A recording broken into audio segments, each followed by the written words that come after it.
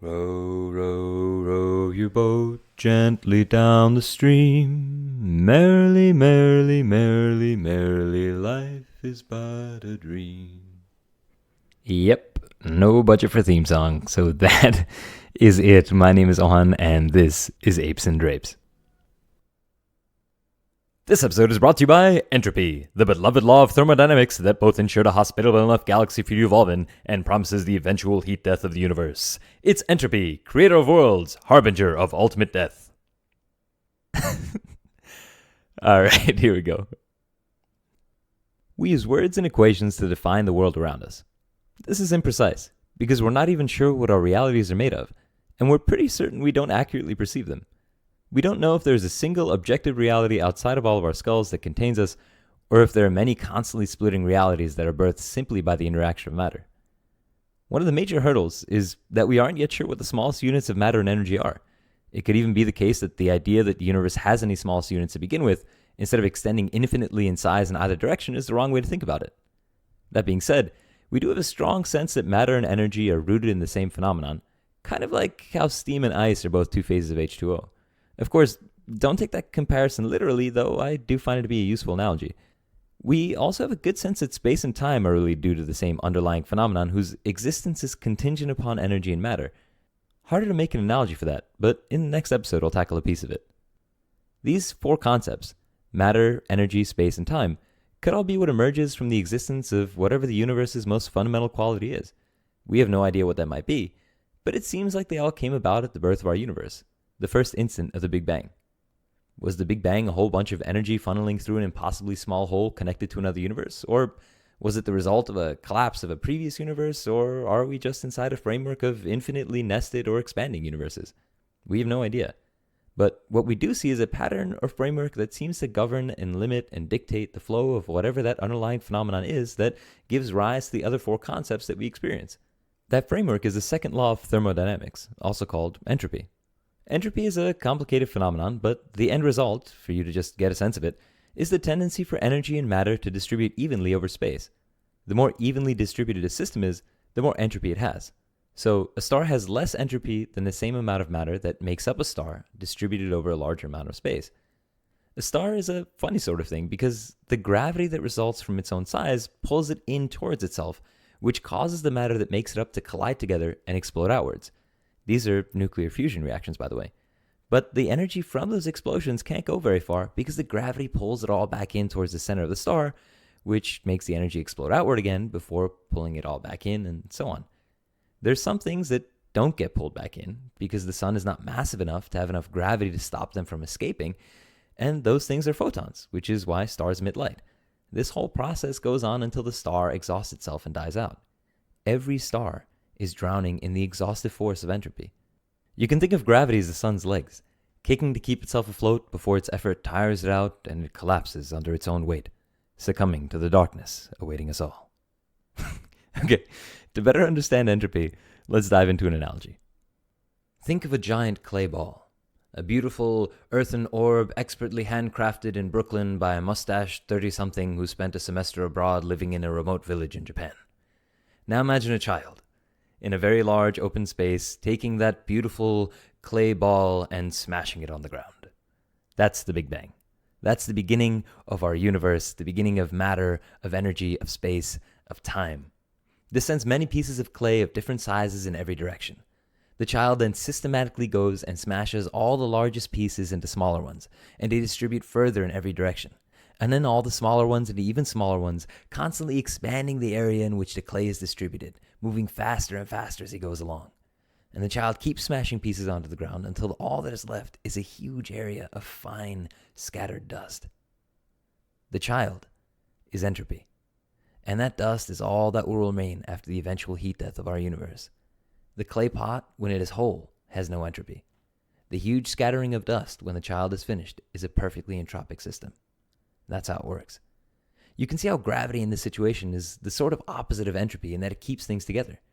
And while life in the universe requires the Big Bang so that small enough clusters of matter can form for us to exist on, which is the child initially smashing the orb, the fact that entropy continues to force energy to distribute, meaning the child continuing to smash to pieces, is what will also eventually make the clusters of matter too small and too distributed for anything as dense as us to exist. This is the heat death of the universe. How do we know all of this?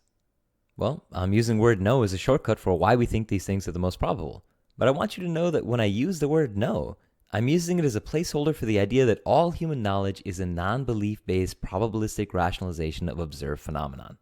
There is no belief required when talking about scientific theories because it doesn't claim objective truth, only a probabilistic rationalization of observed phenomenon. It could be that entropy is actually the result of another form of matter, or energy that interacts with all the matter that we interact with, but that we can't see, and therefore assumed to be a mechanism instead of an interaction. No one knows for sure, but we are able to pretty accurately calculate its effect regardless of whether or not we know its cause. What does that mean? Well, it all relies on probably the most important intellectual discovery that human beings have ever made. This discovery is the universe of mathematics. What is this universe? Well, consider the way in which I've fumbled around for the last couple of minutes trying to explain with words my limited understanding of what is already a limited human understanding of some aspects of the cosmos. The words I use are units of information, made by combining smaller units of information, called letters, all organized within a structure called grammar to convey combinations of words which form coherent ideas that are really complex combinations of simpler units of information. Meaning emerges from sentences when we merge the letters of a language together with the rules of a language. The sum is both greater than and combined within the parts. You can think of the meaning that you get from someone's words to be the light that escapes as a result of the fusion reactor of the ideas in their brain. We use language as an abstract, inaccurate framework which we overlay on top of our realities to make sense of them, and ourselves, to ourselves, and everyone in our realities. Language is the most efficient tool we have for communicating our experiences. There are other mediums like those in visual arts and music and dance, but words have the greatest potential precision if we spend a bit of time refining how well we speak and our overall grasp of the languages we are surrounded by. This, by the way, doesn't mean to imply that there's an ideal form of any language. That's why I say languages we are surrounded by. There, for example, is no such thing as perfect English. The perfection of the version of English you speak is contingent upon how well your speech is understood by your community. This is not merely my opinion. It's also the view held by every linguist. In fact, the field of linguistics depends upon this view. Otherwise, we just need language police. Instead, we have language scientists. I've said all that to reiterate this idea. Language is a coarse framework that we overlay onto our realities to make sense of our experience as human beings. And I went on that tangent about language to lay the foundation for this idea. Maths is an exact framework that we overlay onto the mathematical reality to make sense of the universe of maths. The exact nature of the framework is not a subjective opinion. It's literally the nature of maths that makes it exact, meaning between 1 and 2 is exactly 1. This is not a value judgment about maths. It's merely an explanation of its function. The universe of maths is an infinitely expansive and infinitely divisible universe. Give me any number and I can make it larger by adding 1 to that number or multiplying by 2 or really executing any number of functions. This makes it infinitely expansive. Inversely, give me any 2 numbers, no matter how close they are, and I can give you a number between them by simply adding those 2 numbers and dividing by 2. And here again, there are quite a number of ways to do that as well. This makes it infinitely divisible. Numbers extend infinitely in either direction beyond 0, with positive and negative numbers, and there is an infinite amount of numbers between 2 numbers, with decimals. Every single point within the infinite multidimensional universe of maths is reachable, meaning it is definable, with at least one equation, if not more. By definition, perfect. Goodness, that's exciting. The exploration of this infinite universe is called pure maths, and it's a very large field with many of humanity's best minds working in it.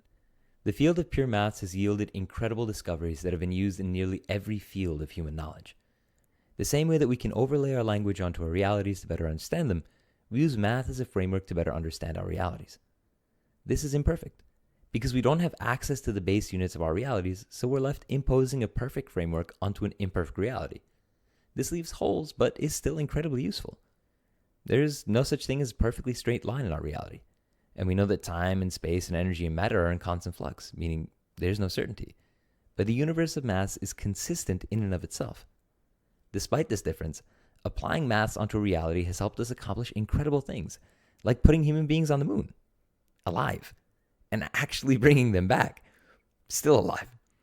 Humanity has a whole list of remarkable, truly mind-bending achievements, and they all rely on maths. So, language is an imperfect means of explaining our imperfect reality, and math is a perfect way of explaining its own perfect reality. So, in a sense, math is also a language. It has its own grammar and syntax and combinatorial strength.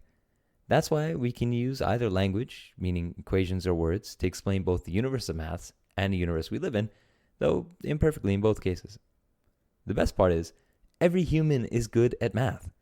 We're constantly measuring distance, like how far a chair is, predicting trajectories, like knowing when a ball is going to hit us in the face, estimating quantities, like this amount of water should fit into this cup, and calculating probabilities, like when we combine the information of what the weather was like yesterday and looking outside and checking the forecast.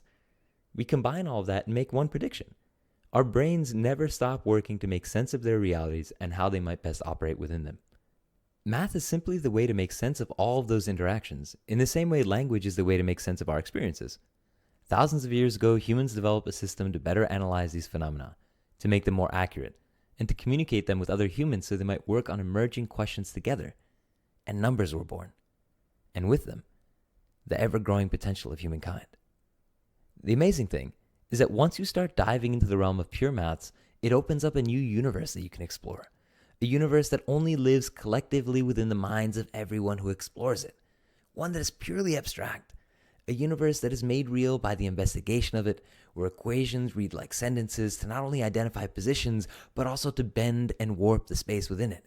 To create new dimensions, build them out, collapse them, group them, and divide them. The possibilities are infinite, and that is a beautiful thing. But maths has a dark side. Because infinity is a deep, literally bottomless abyss, and it has swallowed up the minds of the greatest geniuses who've plunged into its depths in search of meaning. It raises the question as to whether some ideas are so large that they have the capacity to make us lose our grips on reality to the degree that simply continuing to exist seems too agonizing to bear. We are fragile beings. And somehow the electrified few kilos of saturated fat pudding in our skulls that our existences are defined by are capable of considering abstractions so profound that they can devour us. The human mind is a special, brilliant, weak, profound, pathetic, wonderful thing. An aware speck of dust, shouting unheard into the void, raging against the dying of the light. All right, I can't leave you with that. So, two muffins are sitting in an oven, and one muffin says, "Boy, is it hot in here." And the other muffin says, "Whoa, a talking muffin." And if you're rolling your eyes at that dad joke, I say this: we are all talking muffins, surprised that other muffins can talk, going about our fluffy, muffiny little lives, a little bit bananas, a little bit nuts, ignoring the fact that we are all in an oven.